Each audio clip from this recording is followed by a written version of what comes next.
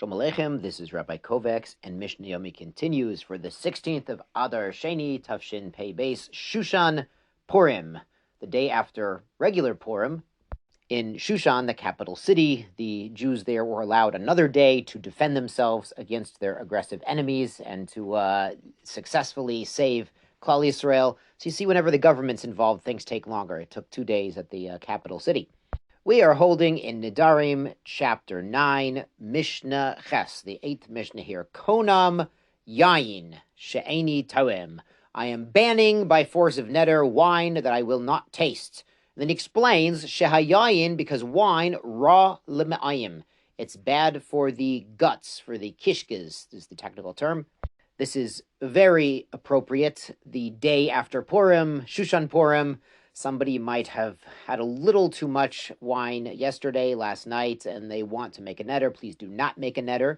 But it is understandable. Of course, the Rambam famously writes that Shvila Zahav, you should follow the golden path, the middle path, have moderation in all areas of life, including, of course, food and drink, and alcohol should be very moderate and measured. The Rambam does say, don't be moderate in kas and gaiva, in anger and narcissism. Those should be avoided, but everything else, including wine, should be moderate. Anyway, this guy had too much wine, his stomach hurts, his intestines hurt, so the next day he bans wine because wine is bad for the kishkes. Amru lo, but they told this vower, Halo hamiyushan yafe me'ayim. Isn't it the case that aged wine, yashan wine, is actually good for your intestines? It helps your digestion, doesn't hurt your stomach at all.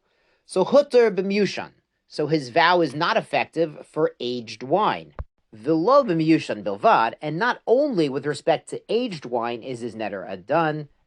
Sorry, bilvad hutter, it's undone not only for that. Ela b'chol yain. Really, it's undone for all the wine, like we saw Rabbi Akiva. When a neder is partially annulled, it is fully annulled. So here he was factually mistaken with regard to yain myushan. Old wine is actually good for the kishkas, good for the digestion. So he thought that was the reason he was toleh. He fixed his neder onto that reason. The reason was wrong, and so his whole neder is undone. Next, the Mishnah brings a similar matzav. Konam botzel. I'm banning onions. She'eni toem, I will not eat. She'botzel ra'al alev, because onions are bad for the cardiovascular system. Amrulo, they told him, Halo kufri yafid alev. Aren't the kufri onions good for the heart? So kufri could mean a place, or it also could mean a kfar, a village. And if we call from Megillah, the villages, the small towns, the villages, the kfarim, the residents there would often go into the big cities early to hear the Megillah with the big cities. If you happen to be right now near Yerushalayim, you can actually go into Yerushalayim on Shushan Purim and relive the Purim experience in Yerushalayim, which was one of the ancient walled cities, Baruch Hashem.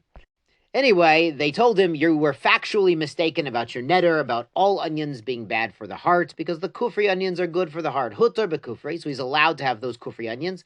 Lo bekufri bilvad hutar, and he's not only allowed to have the kufri onions, ela bechola betzolim, he can have any onions. So the neder is really undone. It's pasnished, like Rabbi Akiva's philosophy. Maiseh hayen, there was a story.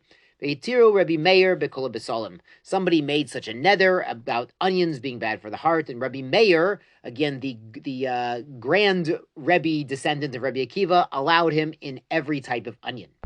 On to Mishnah 9, Mishnah Tet. Potchin la'adam, we can open a neder for someone, bichvod atzmo, bichvod bonav, for the sake of his own honor and the honor of his children. Now earlier we said perhaps about the parents, there was a discussion about Hashem. If we said the honor of Hashem, Hashem doesn't want you to make a neder, and he says, oh, if I had thought of that, I never would have made the neder. Well, no one's gonna, people might lie and say, yeah, I was worried about that, but here we take him seriously. So the Mishnah explains, Omrim lo, we tell him, Ilu hayita yadeya, if you had known when you made the neder, shalamachar, that tomorrow, Omrim alecha, they would say about you, kach chi, vesto shoploni, thus is the habit, the personality of this particular man, megarish et nashav, that he divorces wives. What happened was he made a neder that damaged or destroyed the relationship between him and his wife.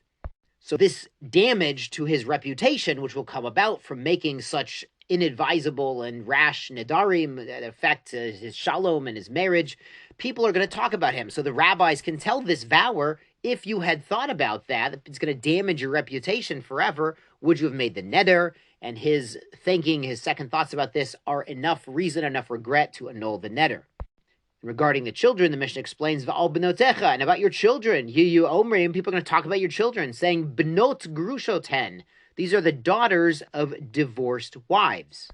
Ma rata iman, what was seen in their mothers, Sha'elu, of these girls, the daughters, Lahit Garish, that he had to divorce them. Now, they might not know it was a neder, it was an ongoing fight. They might think that there was some, God forbid, promiscuity or some serious problems with hashkafa. So the reputation not only of the vower, but of his children would be affected if he makes a harsh neder against his wife or regarding his marriage, and it becomes publicly known, or God forbid, he has to divorce his wife. Valmar, and he says, Ilu haiti odea sheken, if I knew that they would attack the reputation of myself or my children, lo haiti nodar, never would have made such a neder. Hare ze mutter. This is valid grounds to annul his neder. Yasher kochachem and the Freilichen Shushan Purim.